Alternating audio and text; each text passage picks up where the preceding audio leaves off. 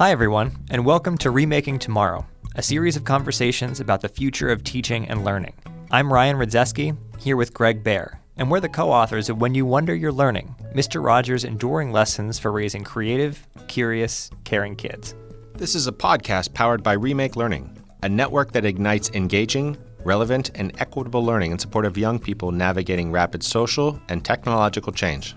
On today's episode, we're talking with Bill Strickland, founder of the Manchester Craftsmen's Guild, an after-school art center he started in 1968. For more than 50 years, Bill led the center from a row house in Pittsburgh's Manchester neighborhood to a world-class facility and international acclaim.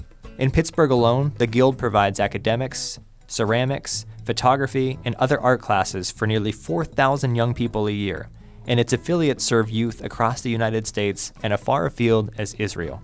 Along the way, Bill launched a Grammy Award-winning jazz program, assumed leadership of the Bidwell Training Center, and became a MacArthur Fellow, a White House honoree, and the author of Make the Impossible Possible, one man's crusade to inspire others to dream bigger and achieve the extraordinary. Bill stepped down as Manchester Bidwell's president in 2018 and now serves as executive chair. Bill Strickland, welcome to Remaking Tomorrow. Thank you. Bill, if you could see me, I'm both sitting comfortably because I'm with a friend and also completely nervous because it's a friend whom I consider a hero simultaneously. It's just a joy to have you here. So, Bill, take us back, if you would, to the year 1968. It's a year that has drawn some comparisons to our present moment. At that time, you're an undergraduate at the University of Pittsburgh, and you come across a rundown row house in the city of Pittsburgh's north side. And you decide to move in, basically living out of a sleeping bag, and you turn that place into a ceramics studio for the neighborhood. How on earth did that happen? What's going on in the world? What's going on in Pittsburgh that led you to that point? Well, the riots were happening. The city was on fire, a lot of violence, a lot of insurrection, a lot of political assassinations, etc. And I wanted to do something to address that based on my experience as a high school student with a fellow named Frank Ross, who happened to be the art teacher in our school. I got very excited about clay. I got pretty good at it. And so I came to the conclusion that it did not make sense to destroy the very community that I lived in and was trying to rebuild, that there must be a better way.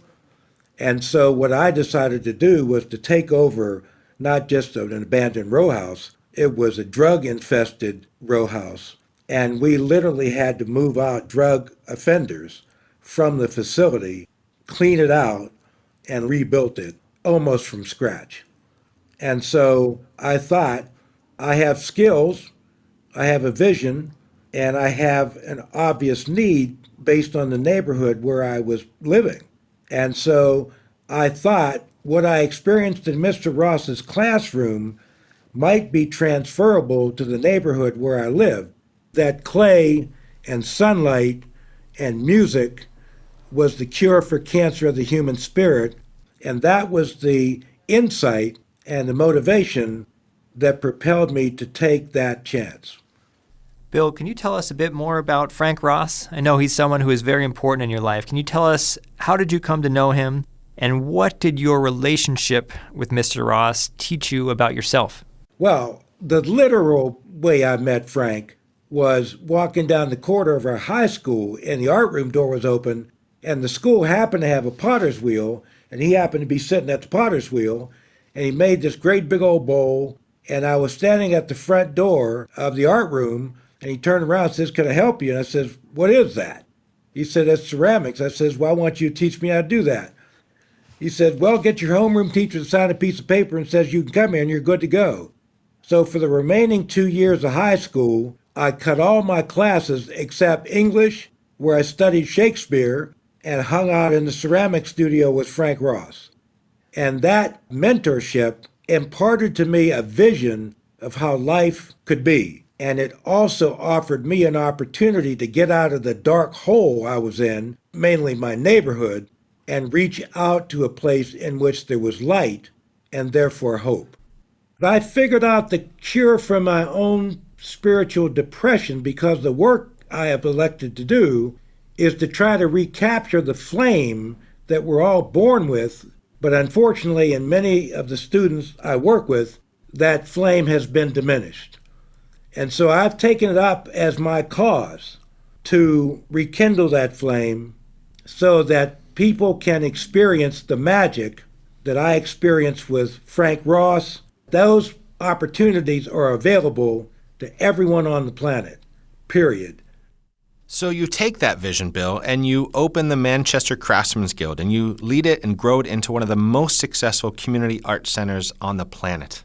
That's not even enough. It's a center where humans can flourish. There's a magic to entering that place every time I get to be there.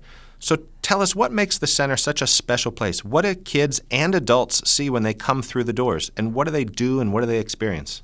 Well, they experience hope, which happens to be in very short supply in the neighborhoods where most of these kids live. And so what I was able to do was to craft an environment that said that life is worth living. And the amenities matter. The environment, the flowers. We have $1 million kitchen. We serve gourmet food to the students literally every day. And we believe that the food is not just for your stomach, but it's also for your spirit. And what I got good at was replicating the environment that Frank Ross created in his classroom.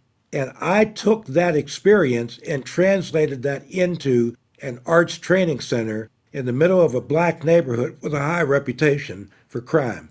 And that is the story that I have been living literally since 1968.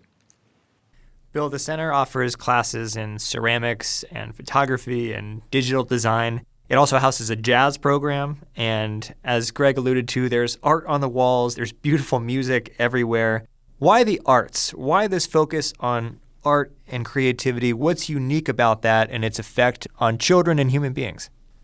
Art is about hope, and one of the things that's missing for many of the students who come here is hope. They live in a place that is not attractive. They live in a place that's not aspirational.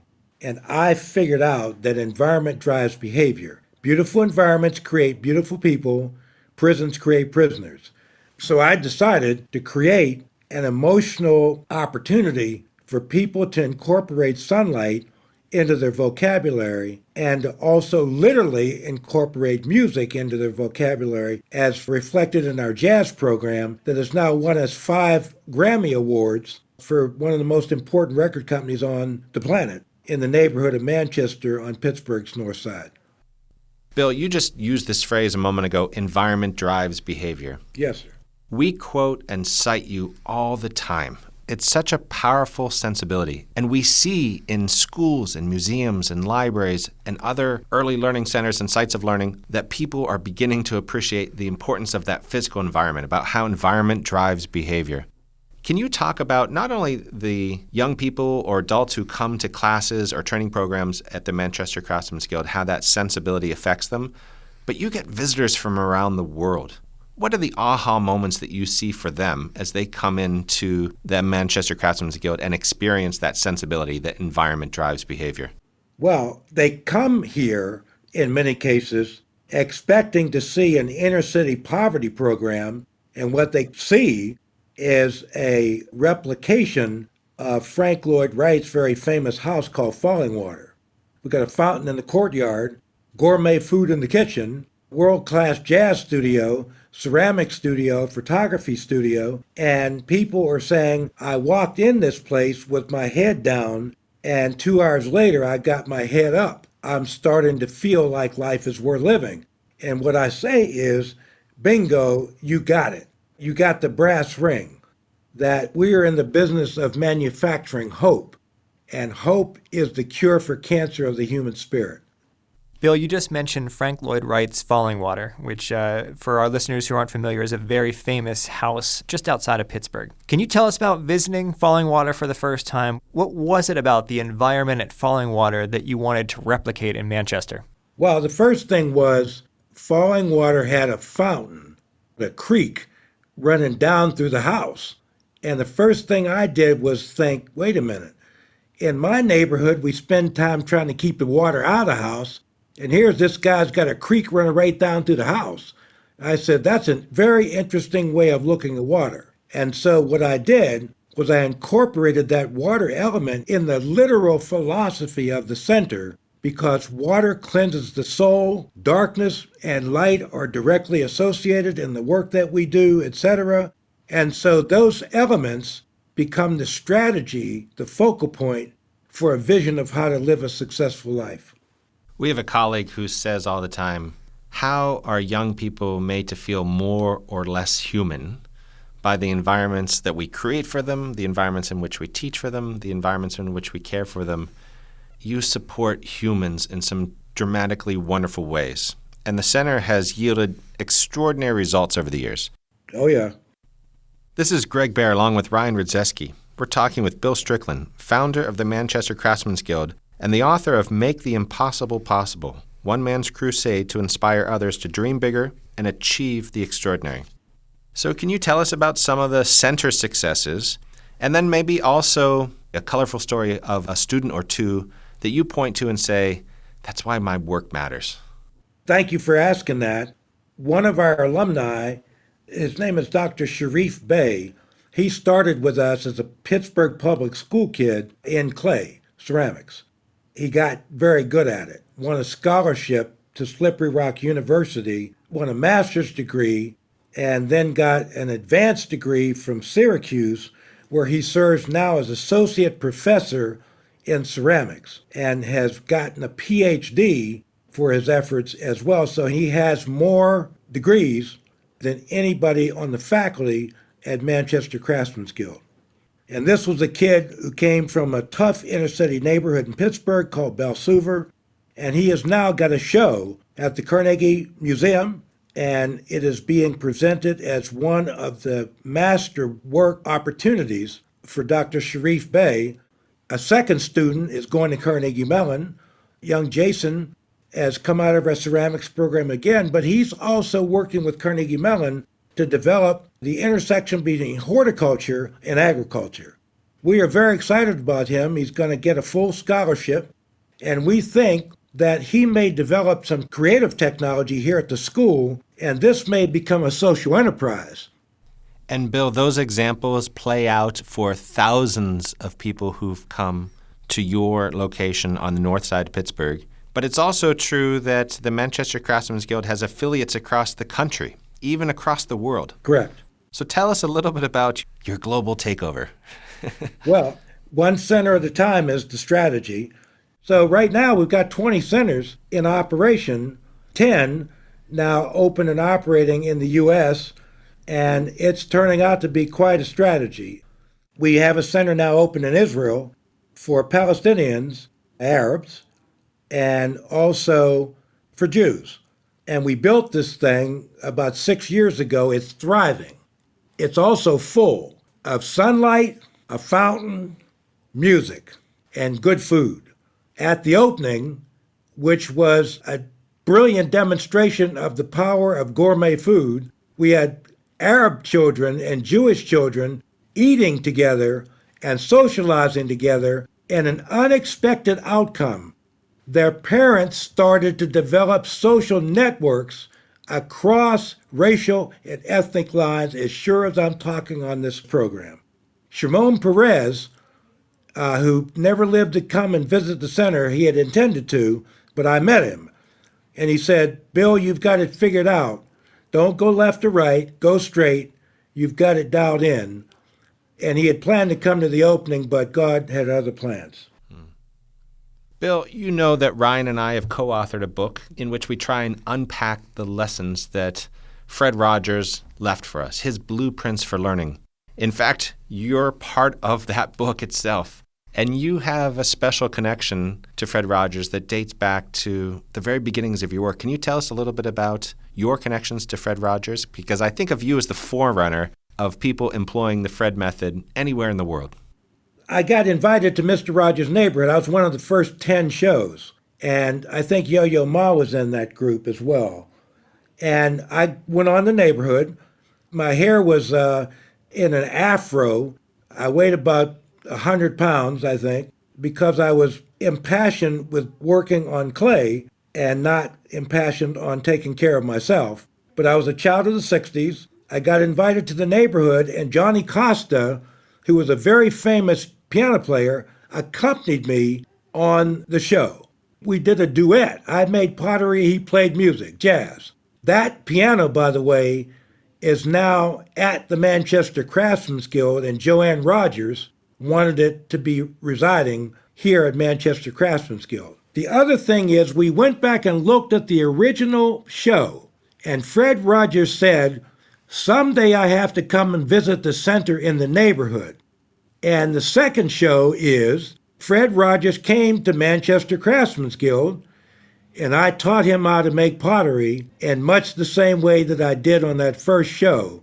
And so Fred Rogers predicted that based on what he saw on that first show, that my vision and my energy would somehow translate into a world-class training center in the middle of an inner-city neighborhood. That was Fred's vision and my energy, and a lot of luck. For our listeners who are Fred fanatics like Greg and I, that episode where he visits the Manchester Craftsmen's Guild is episode 1644. It's readily available online. Just one last question about Fred, Bill, or maybe two questions. What is it that you'd say you learned from Fred? And are there things that you think Fred might have learned from you? Fred learned from me the absolute determination to manufacture hope. Fred was able to speak about it in the TV shows. I translated that into physical environments, brick by brick, that had all the elements of Mr. Rogers' spirit in those buildings. So Fred, I think, was fascinated with my refusal to give up on hope. Bill, how can people find out more about you and the work you're doing? Come over and visit the place. We got the key to the door and there's no mortgage, so we'll be open when you get here. And Bill, I want our listeners to know, too, that they can go to mcgyouthyandarts.org as well as manchesterbidwell.org to learn more about the extraordinary work that you and your colleagues do. Before we go, just one more question. What's one thing that parents and educators can do today to make tomorrow a more promising place for every learner? You have to discipline yourself to not be despondent. Despondency in the work I'm in is a luxury that I cannot afford. Parents need to find hope and manufacture it in everything they do, in every way that they do, because if you're lucky enough to have brought children into the world, you are their mentors, by definition. And by the way, it's a life sentence. If you make that commitment, you have to see it through. And when I was with His Holiness, the Dalai Lama, right before the pandemic, I recommitted myself to that journey with His Holiness. And he said, you and I are on the same journey. I may be a couple of steps ahead of you, but I consider myself a lifelong friend of yours. Thanks again to Bill Strickland, founder of the Manchester Craftsmen's Guild, author of Make the Impossible Possible, and a manufacturer of hope. Remaking Tomorrow is powered by Remake Learning, a Pittsburgh-based network of people and organizations that ignite engaging, relevant, and equitable learning practices in support of young people navigating rapid social and technological change. Learn more at remakelearning.org/tomorrow.